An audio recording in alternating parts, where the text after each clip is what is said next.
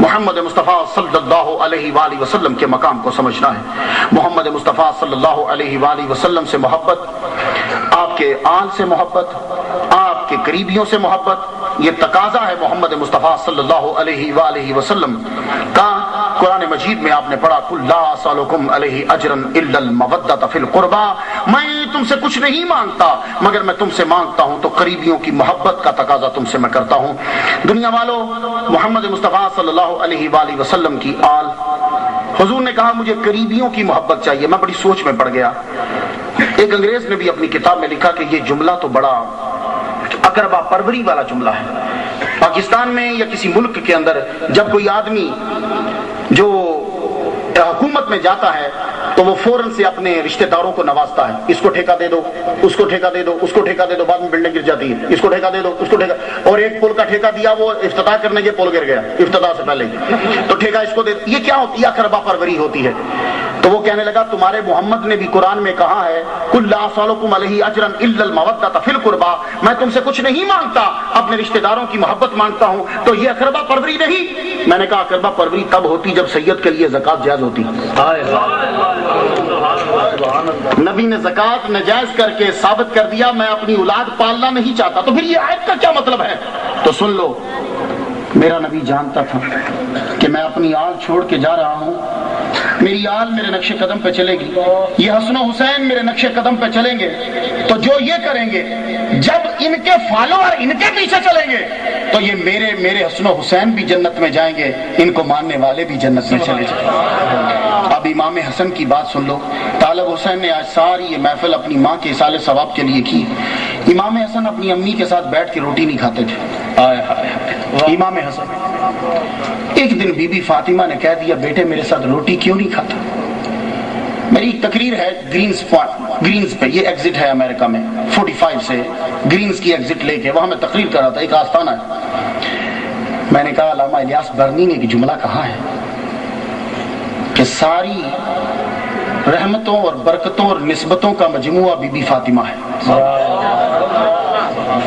وہ لکھتے ہیں کسی کو کوئی پرابلم ہو، 2 رکعت نماز پڑھے اور اس کا ثواب بی بی فاطمہ کو دے، اس کے بعد دیکھے کہ اس کی مشکل کس طرح آسان ہوتی ہے۔ میں امریکہ کے ایئرپورٹ سے جارج بش سے جب بیٹھا تو میں ابھی PIA کی فلائٹ میں بیٹھا ہی ہوں، تو ایک ایئر ہوسٹس آئی، مجھے تویز چاہیے، میں اوپر نہیں دیکھتا، میں اسی طرح ایئرپورٹ پہ بھی جاتا ہوں، لیکن جب ایئرپورٹ میں جہاز کے اندر بیٹھے ہوئے آپ سے کوئی تویز مانگے، میں حیران ہو گیا۔ میں کہا بی بی کس چیز کا تویز چاہیے؟ اصل میں وہ مجھے سب جانتا ہے، پورا عملہ مجھے جانتا ہے۔ میں کہا بی بی کس چیز کا تویز چاہیے؟ میری شادی نہیں ہوتی۔ میں کہا تیری شادی نہیں ہو رہی؟ کہنے لگی نہیں، جہاں میں چاہتی ہوں وہاں نہیں ہو رہی۔ تو میں نے کہا تو بی بی فاطمہ کے لیے اصال ثواب کے لیے 2 نفل پڑھا کر، انشاءاللہ اللہ تعالیٰ تیرے پہ جو ہے وہ کرم فرمائے گا۔ لیکن آپ کے لیے نکتہ عرض کرنا چاہتا ہوں، علامہ الیاس صاحب نے کیا کہا؟ علامہ الیاس برنی فرماتے ہیں تمام نسبتوں کا مجموعہ بی بی فاطمہ ہے۔ سوال کیا وہ کیسے؟ کہنے لگے یہ تحت ولایت بھی ہے اور تحت رسالت بھی ہے۔ یہ ابھی صرف پڑھے لکھے سمجھے ہیں، میں آسان کرنا چاہتا ہوں۔ تحت ولایت بھی ہے اور تحت رسالت بھی ہے۔ حضرت مریم تحت ولایت تو تھی، تحت رسالت نہیں تھی۔ تحت ولایت بھی اور تحت رسالت بھی۔ آسان کرتا ہوں جملہ۔ کہنے لگے بات اصل میں یہ ہے کہ بی بی فاطمہ بیٹی اس کی ہے جو نبیوں کا سردار ہے، بیوی اس کی ہے جو ولیوں کا سردار ہے، اور ماں اس کی ہے جو جنتی جوانوں کا سردار ہے۔ تو ساری نسبتیں جمع ہو گئی نا، تو ایسی عظیم ماں کے ساتھ بیٹھ کے امام حسن روٹی نہیں کھا رہے۔ ایک دن بی بی فاطمہ نے پوچھ لی بیٹے تو میرے ساتھ روٹی کیوں نہیں کھاتا؟ کہنے لگے ماں بتاؤں کیوں نہیں کھاتا؟ اس لیے نہیں کھاتا کہیں ایسا نہ ہو جائے کہ تو نے ابھی لقمہ اٹھایا نہ ہو اور میں تجھ سے پہلے منہ میں ڈالے، تو ماں بے ادبی ہو جائے گی، میں تجھ سے پہلے لقمہ منہ میں نہیں ڈالنا چاہتا۔ ایسے لوگ پھر دنیا کے عظیم امام بنتے ہیں۔ ابھی امریکہ کی ریسرچ ہے کہ یہ ماں باپ جتنے بوڑھے ہوتے جاتے ہیں ان کی ویوز بہت پاورفل ہوتی جاتی ہیں، جتنے یہ بوڑھے ہوں گے ان کی ویوز اتنی پاورفل ہوں گی۔ اسی لیے جب بھی کبھی بیٹے کو کوئی تکلیف پہنچتی ہے تو سب سے پہلے ماں کو پتہ چلتا ہے۔ جن لوگوں کے جو بیٹے باہر ہیں وہ میری اس بات کے گواہ بنیں گے، اور میں بہت سے بندوں کو جانتا ہوں۔ رضی صاحب میرے ڈائریکٹر جو ہیں ہمارے ادارے کے، کہتے ہیں مجھے ایک دفعہ ڈاکوؤں نے وہاں اکثر ڈاکے پڑتے ہیں امریکہ میں، پکڑ لیتے ہیں اور مارتے ہیں، وہ مارا، کہتے ہیں مجھے ڈگی میں بند کر کے چلے گئے اور میں نے ڈگی کھولی نہیں، وہ کھولتے رہے، میں کھولی نہیں، مجھے بہت مارا انہوں نے۔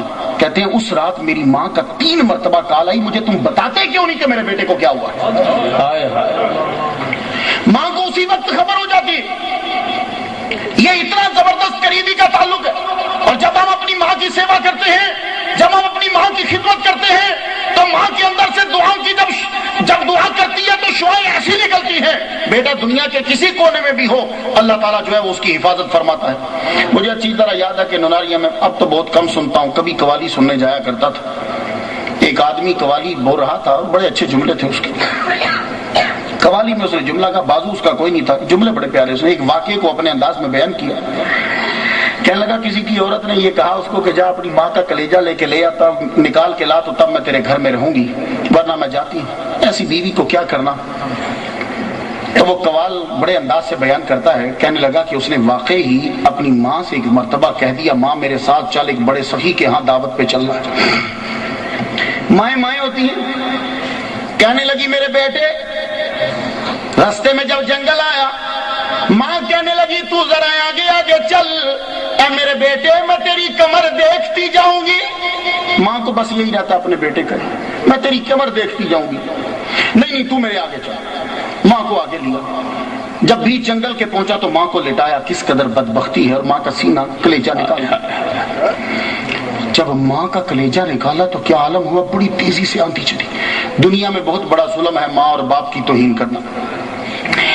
ماں کا جب کلیجہ نکالا، کلیجہ نکال کے جب دوڑنے لگا، آندھی بڑی تیزی سے چلی، راستے میں ٹھوکر لگی تو جب گرا تو ماں کے کلیجے سے آواز آئی او میرے بیٹے تجھے چوٹ تو نہیں آئی؟ ساری زندگی تباہ ہو گئی۔ یہ ماں جو ہے یہ رحمت کا ایک بہت بڑا خزانہ ہے، ان سے دعائیں لیا کرو۔ یہ کبھی کبھی غلط بات کہہ جاتے ہیں، میں جانتا ہوں، چپ کر جو ان کے سامنے اپنے سر کو جھکائے رکھو۔ جن لوگوں کے ہیں تم بڑے خوش نصیب ہو۔ اب والد صاحب دنیا سے چلے گئے، اب یاد آتی ہے، اب یاد آتی ہے، اب ماں کی بہت قدر کرتے ہیں۔ زندگی میں جب یہ اپنے پاس ہوتے ہیں تو تب احساس نہیں ہوتا، لیکن جب یہ چلے جاتے ہیں پھر پتہ چلتا ہے کہ یہ بہت عظیم شخص، ان کی دعائیں۔ محمد مصطفیٰ صلی اللہ علیہ وسلم نے فرمایا روزانہ کہ اپنے ماں باپ کو صبح اٹھ کے جو دیکھتا ہے اللہ اس کو 1 حج کا ثواب عطا فرماتا ہے۔ عرض کی یا رسول اللہ دن میں 100 مرتبہ کوئی دیکھ، فرمایا اللہ رحمان الرحیم۔ تو اس ماں باپ کی جو ہے وہ قدر کرو، ماں باپ کی جو قدر کرتے ہیں انہی کے نام دنیا میں روشن ہوتے ہیں۔ آیت کا ترجمہ سنیے تو اجازت چاہتا ہوں۔ یا ایھا النبی انا ارسلناک شاہدا ومبشرا ونذیرا، اے غیب کی خبریں بتانے والے، بے شک ہم نے تجھے بھیجا ہے شاہد بنا کے، مبشر بنا کے، نذیر بنا کے، اور داعیا الی اللہ باذنہ، اور اللہ کی طرف بلانے والا اس کے حکم سے، اور سراج منیر چمکتا ہوا سورج بنا کے بھیجا ہے۔ یہ ہمارے محمد مصطفیٰ صلی اللہ علیہ وسلم نے ہمیں جو جو باتیں بتلائیں اللہ تعالی ہمیں اس پر عمل کرنے کی توفیق عطا فرمائے۔ وآخر دعوانا الحمدللہ رب العالمین۔ حضرات محترم، آپ حضرات